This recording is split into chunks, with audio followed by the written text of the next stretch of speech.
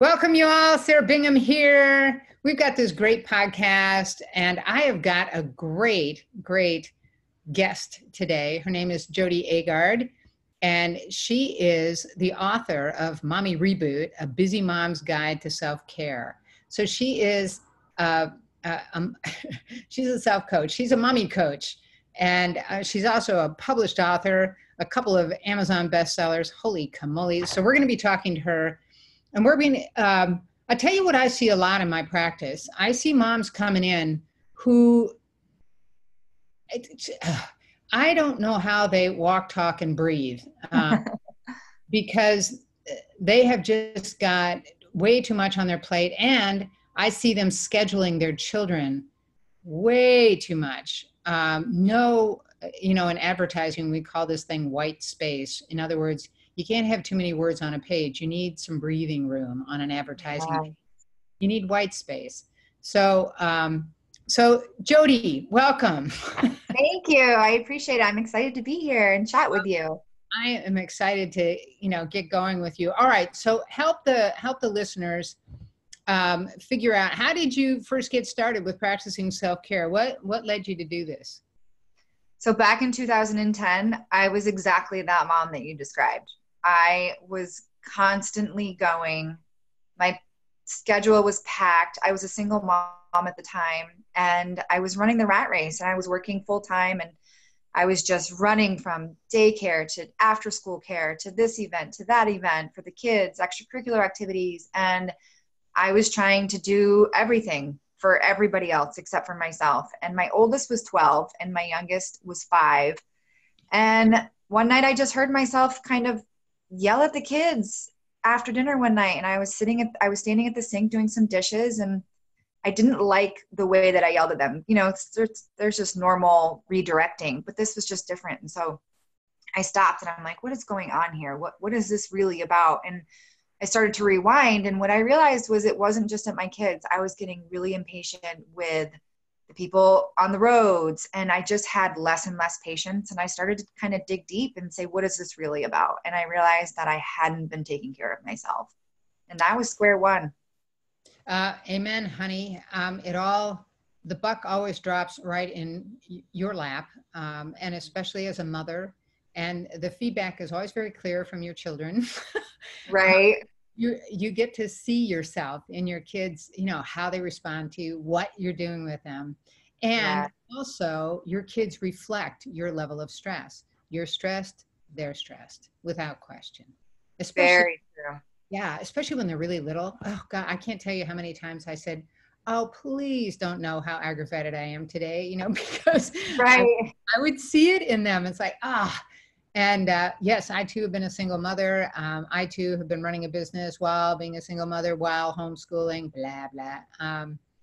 And it's an eternal challenge to, especially for achiever types, to pull in the reins and really get that this really isn't, it's not accomplishing what you want to accomplish.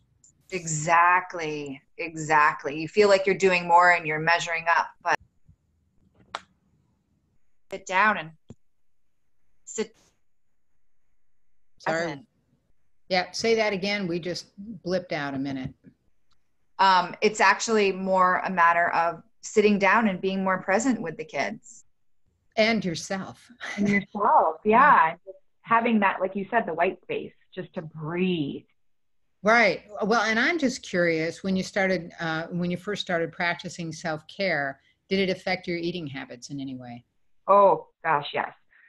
So I started to really look, when you take care of yourself from the inside out, you end up, or at least for me, I ended up looking at my body like it was a temple, that it really is. It wasn't just me eating just to survive. I started to adopt the mentality that it's a temple and I need to treat it with respect instead of shoving down empty calories. Because at the time of kind of my awakening, I was, skipping meals. I was eating sometimes, but I wasn't, even when I was eating empty calories, and I was eating on the go. I was eating in the car after I dropped off the kids, and, fast food and all that jazz. And yeah, that all changed when I started to really take care of myself. It's like I didn't really even want the fast food anymore.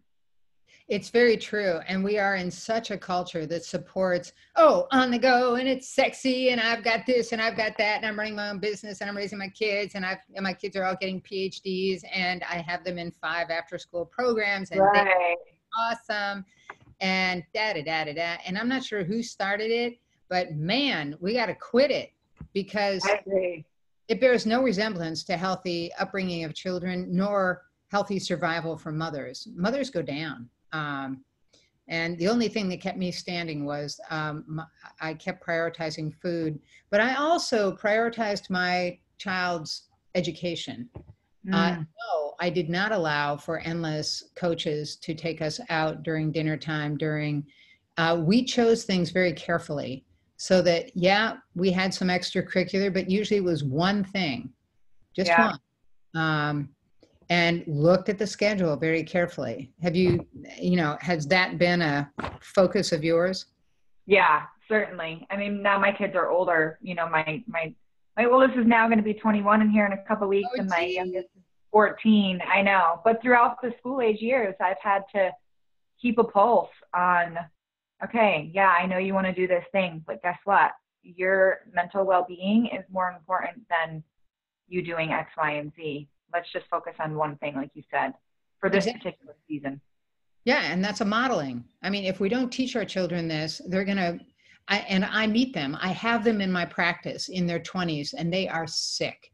They have been eating crappy food, because we are in a society that says, doesn't matter what time you go to bed, doesn't matter what time you eat, it doesn't matter what you eat.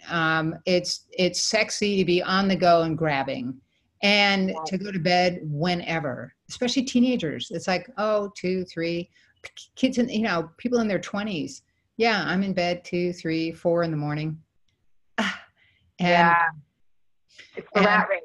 And I think you're right. We do live in a society where we're just kind of programmed to do and go. And a lot of what I've done is undoing all of that program, that I too fell into that trap. Yeah. Exactly. All right. So dig a little bit deeper for me into the sort of the second pillar of, the E, and tell us one about the second pillar and the letter E, and how eating, E obviously for eating, can be a form of self-care. Yeah, actually E is for energize. Yeah. So in it's through self, it's SELF, and the E stands for energize. The S is a state of mind, E is energize, L is lifestyle, and F is fun, because I feel like that's what makes up self-care and a wholesome, approach to it. And the E is more focused on energize. So not just energizing our body, but also our minds, whether it's through food or whether it's through exercise. And I don't even like to say exercise anymore. I like to just, especially when it comes to my mommy clients, I'm like, just find fun ways to move your body. That's all you have to do. Don't get caught into this trap where you have to hurt your body and you have to punish it and you have to do this and that. Just move your body in ways that you enjoy. And it's just really paying attention to what fuels you inside and out. And so, is it the piece of pizza? Probably not. That's probably going to make you into a bad mood or feel crappy about yourself, or just make you feel more insecure. So it's a matter of focusing on and letting your moods guide you, in the sense of, if I eat 3 pieces of pizza, how good am I going to feel afterwards? Or if I have 1 piece of pizza and then maybe a salad, I'll probably feel better, or no piece of pizzas. So it's letting that guide you. Nice. I often say I'm an advocate for low maintenance living. And what I see mothers do is have incredibly high maintenance, because they're not only feeding themselves junk, they're feeding their kids junk, which means that their life gets way more complicated because their kids are ornery. They can't poop. They don't feel good. They get sick often. They get ear infections. They get and you're up at night, and then you got to get to work. And it's like, holy cow. If you just feed your kids simple, whole foods and keep all of the junk out of the house, if it's not in the house, it's very hard to eat. You have very peaceful, happy kids. Yeah, who aren't bouncing off the walls and who aren't having those low crashes, those, those low moments where you're just, the sugar high, it has to end sometime.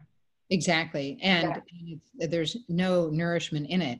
So why do you say that self-care must be our mission, a movement, a revolution, and a new way of living for the modern day woman and busy mom? So why are you so passionate about that? I'm passionate because I'm a believer that the old way of doing things, my mom's in this generation, and you probably are too, the old way of depleting ourselves so much to the point where we feel like motherhood is just nothing but sacrifice, sacrifice, sacrifice, is no longer working for the modern day mom.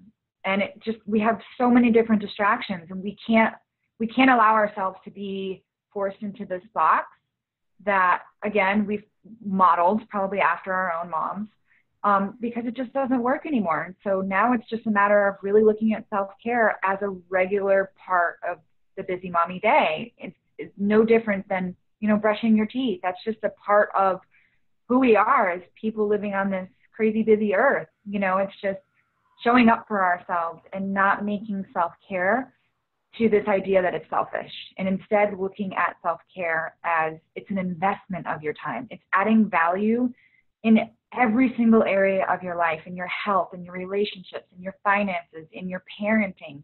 It really trickles down to so many different areas of your life. And so that whole thing is just, let's just get a move on and live from a different, paradigm. It's so true. And always the first person, the person that you've got to love on is yourself. Mm-hmm. You've got to give yourself that love, because if you're treating yourself with disregard, then it all falls out the same way. So it really does, so boil down to love. And I talk to people about food, that it's a form of self-love, to feed yourself food that really nourishes your body. It's very much that sort of picture of a mother nursing her child, whatever. It's just a beautiful symbiotic relationship between eating and feeling good and feeling nourished and feeling taken care of. All that stuff that we have so put on the back burner in our culture. Yeah. Yes. And I've come to learn that self-care is the bridge to self-love. Oh, amen. Amen. Yeah. And we women have just, I'm part of the generation. I'm 68. So when. Yeah, my mom's 68 too. Yep. There you go. Okay. So when my mom was raising us, most of the women were actually home. A good portion of the women were home, not working mothers, or the working moms came home and that was it. Right. Weren't running around. They came home, cooked dinner. Yes, they had a busy life, but that was kind of it. And then on the weekend, the family would go away, or would have a day of being together, not going in 4 different directions because this kid had to go there, that kid had to go there. There was a real focus on family.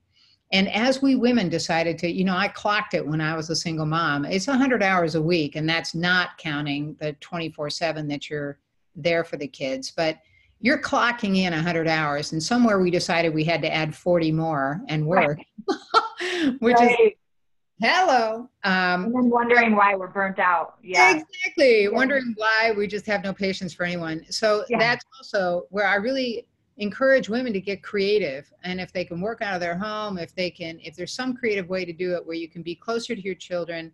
I ended up buying an RV as a single mom because the business I was running had a lot of evening meetings and I didn't want to leave my daughter. I was homeschooling her. I had a dog. And so it was the 3 of us. I had a small RV. That was my only car. Wow. And I would, you can get very clever if you have to. Yeah. So I'd park it in the driveway. She'd walk the dog. She had a kitchen. She had her bathroom. She had her bed. And so there's always ways to figure things out. And we women are strong and we are the key to our children. Dear God, our next generation is our hope. And we've just got to make sure that we love on them and love on ourselves first. Absolutely. So Jodi, give us just a few last words as we're, winding this up, as far as what you think, what are the most important points that you're always, making with moms? It's always around this, that you are never, ever, ever, ever, ever going to have the time to take care of yourself. There's always going to be laundry, meals, cranky kids, messes, extracurricular activities. And so you have to start getting on board with the idea that you have to make time for it. You're not going to have the time. So you just have to own up and say, you know what, I'm not going to have the time. So I have to make the time. And that has to show up in the calendar. And I guess my second point would be this, is that amongst us moms, there's this idea of I either take care of myself or I take care of the kids. Oh. And I'm here to say that no, if you don't take care of yourself, you won't have anything left to take care of the kids with. And then the third is that, like you said in the very beginning, that our kids are watching, they're modeling us, and they're not, it's not a matter of us sitting down and saying, self-care is important, this is why you have to do it, although that would be great too. But kids, it's like in one ear, out the other. They have to see their parents just living that life, so then it doesn't feel out of the norm. It just feels normal. This is what you do. You take care of yourself, and there's nothing selfish about it.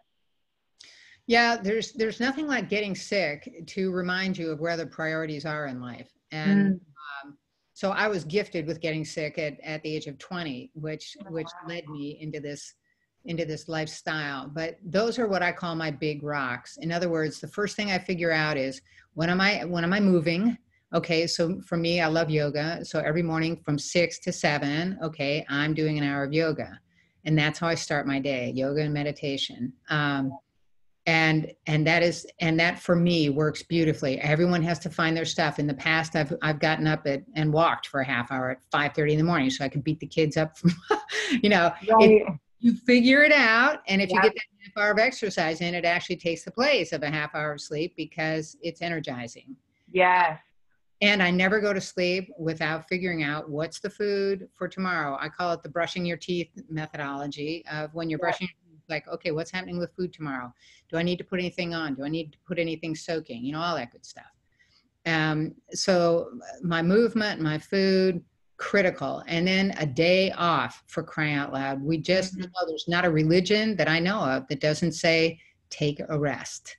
And connect with your high spiritual powers, whoever they are. Take time out and be with your family. Yeah, that's huge. Like you said, that's the F. That's the fun. Yeah. And again, that can be a challenge because anyone that's task oriented, it's like, I've got to get all this stuff done. At which point you just got to give it up, because I love the deathbed story. There are very few people on their deathbed that say, man, I didn't get the kitchen clean. Right. What they do say is, wow, I should have been there for my kid more. Yep. It always boils down to loving relationships and how we worked them in our lives. So, well, Jodi, thank you so much. Maybe we'll get you on again to really focus on different aspects, because I am so determined to help women reorganize themselves and figure out clever ways to get most of it in. And that's about all we can do. We're going to get most of it in. And that's what I talk about health. I'm in very good health. There is no such thing as excellent. I keep getting better, and I'm good. I'm real good. And so let's see if we can get moms real good with themselves and with their kids. Exactly. Thank you so much for having me. I really appreciate it. Well, it was great. Oh, and Jodi, how do people find you? What is your website? How do they get a hold of you? So the website is mommyreboot.com. And then on social media, all across Instagram, Facebook, Twitter, LinkedIn, it's Mommy Reboot. And then Mommy Reboot, yep. And then I have also a private Facebook group specifically for moms learning more about self-care, and that's Mommy Reboot. Mommy Reboot, man. That's it. Yeah. So congratulations, all of you out there that have decided to reboot, and do listen in to Jodi, because I think she can be a huge help. Thank you. All right, we're signing off for now. Happy Mommy Reboot. Thank you again, Jodi Agard. We are rocking it, and tune in to the next one. Ciao.